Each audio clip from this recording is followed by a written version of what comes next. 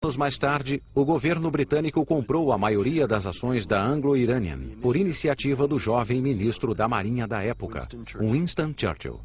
Ele acreditava na importância estratégica do petróleo no caso de conflitos futuros.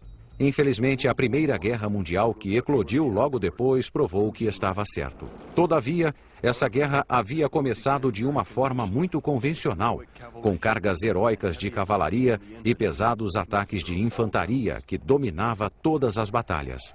Uma revolução na arte da guerra começou a tomar forma. O glorioso episódio dos táxis do Marne prenunciou-a. Em 1914, 1.100 táxis parisienses foram requisitados para transportar 5.000 soldados para a linha de frente, que os alemães ameaçavam atravessar. Paris foi salva graças à velocidade da intervenção.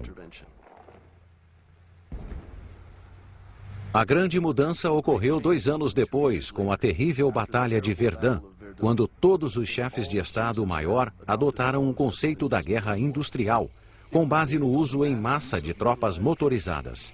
Tanques, caminhões de transporte de soldados, artilharia motorizada, aviões e submarinos, que deram ao exército um poder de movimento e destruição sem precedentes. Desde então, ter acesso ao petróleo tornou-se essencial para países em guerra. Os franceses, que dependiam completamente de seus aliados ingleses para obter suprimento de petróleo, não estavam preparados para tal revolução. Suas reservas estavam acabando. Em 1917, George Clemenceau, o chefe de Estado, foi obrigado a pedir ajuda aos aliados americanos. Enviou um telegrama a Woodrow Wilson, o presidente dos Estados Unidos, e terminou com a frase ainda hoje famosa: se os aliados não desejam perder a guerra, quando chegar o momento do supremo choque alemão, a França, em luta, deve ter petróleo, tão necessário para a vitória quanto o sangue. Seu pedido foi atendido. 3 semanas depois, recebeu mais de 40.000 toneladas de combustível que desempenharam um importante papel na vitória dos aliados, concluída 1 ano depois pelo armistício de 11 de novembro de 1918. Cet épisode est un épisode qui a porté ses leçons. D'une part, en 1918, il y a eu un monopole d'importation de l'État pour le pétrole. C'est important, nous sommes dans un pays qui a de tradition libérale. Or, pendant la guerre, l'État prend de plus en plus de pouvoir. D'autre part, les hommes comme Clemenceau, comme Henri Béranger, Louis Pinault, qui étaient préoccupés par cette histoire du pétrole, se sont dit qu'il fallait trouver une solution dans l'après-guerre. Donc la Première Guerre mondiale est une prise de conscience de la France vis-à-vis de sa fragilité quand le pétrole était absolument nécessaire et indispensable, en particulier en période de guerre. O cartel das 7 irmãs.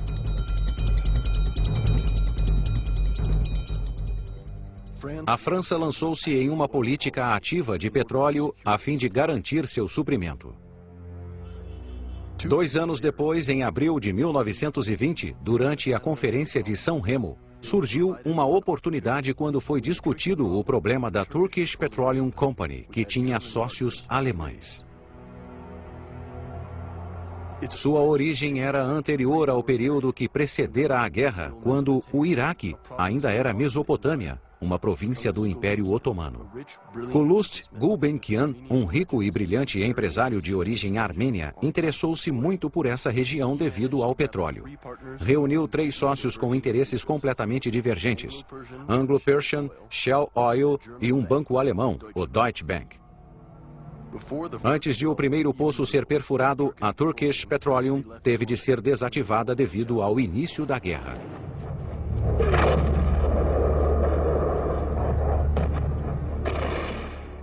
Tudo mudou depois da vitória. Os aliados dividiram o Império Otomano, que apoiara os alemães.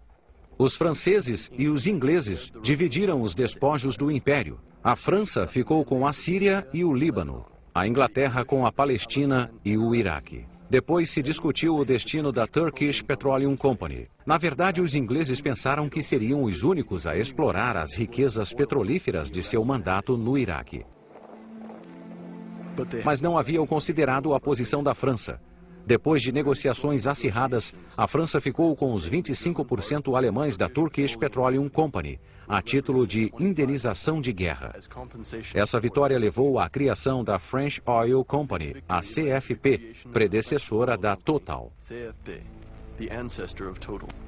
Os americanos também queriam que os aliados lhes dessem uma fatia no bolo do Iraque e a conseguiram. Assim foi formado um consórcio controlado pelos ingleses, Iraq Petroleum Company, incluindo a Shell, a Anglo-Persian, a CFP e a americana NEDEC. Cada uma recebeu 23,75% das ações. Como intermediário, Gulbenkian ficou com apenas 5%. Isso lhe valeu o apelido de Senhor 5% e o tornou um dos homens mais ricos de seu tempo. Depois da assinatura desse acordo, começou o trabalho de exploração. O antigo sonho de Gulbenkian iria se realizar. Depois de dezenas de expedições geológicas mal-sucedidas, a pesquisa concentrou-se ao redor de Kirkuk. Às 3 da manhã de 14 de outubro de 1927, um estrondo tremendo sacudiu o deserto. Um jorro de petróleo saía do poço número 1 de Baba Gurgur. Era tão forte que foram necessários 700 homens para conter a verdadeira maré negra que ameaçava Kirkuk. A Iraq Petroleum Company começara a funcionar. Os administradores da empresa americana anglo-francesa-holandesa, eufóricos com a descoberta da primeira jazida gigante de petróleo no Oriente Médio, decidiram trabalhar em termos amigáveis em toda a região. Mas era preciso definir as fronteiras, que ainda não estavam claras. Dizem que Gulbenkian traçou uma linha com uma caneta vermelha. Essa é a famosa linha vermelha que seguia as fronteiras do antigo Império Otomano, abrangia todo o Oriente Médio, exceto Kuwait e Irã. Incluía toda a Península Arábica, onde ficava quase todo o petróleo e onde mais tarde foram descobertas as maiores jazidas do mundo, especialmente na Arábia Saudita.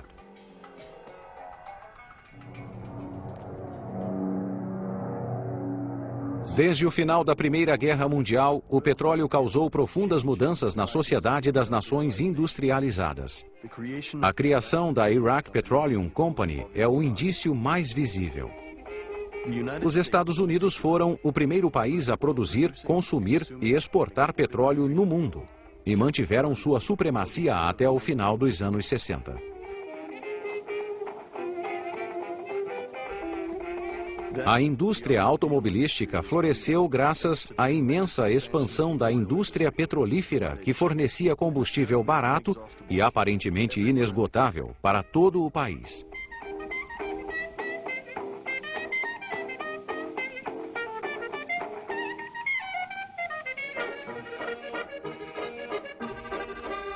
O mesmo fenômeno ocorreu na Europa, embora em menor escala.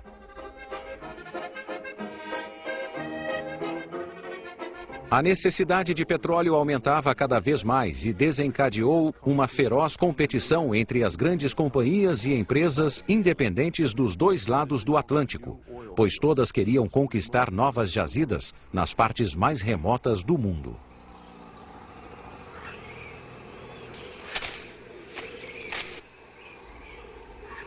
Um novo herói emergiu dessa caça ao tesouro, que às vezes se parecia com a época da colonização. Estudioso e aventureiro, o geólogo de petróleo teve seu momento de glória e tornou-se um herói dos tempos modernos.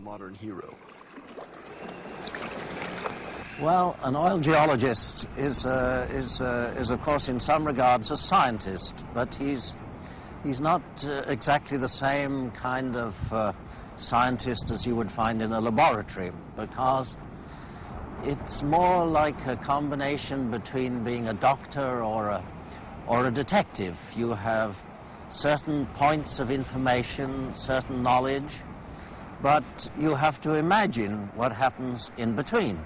You can't see into the middle of the earth. You can't know what happens in the Jurassic period. So you need a certain amount of imagination.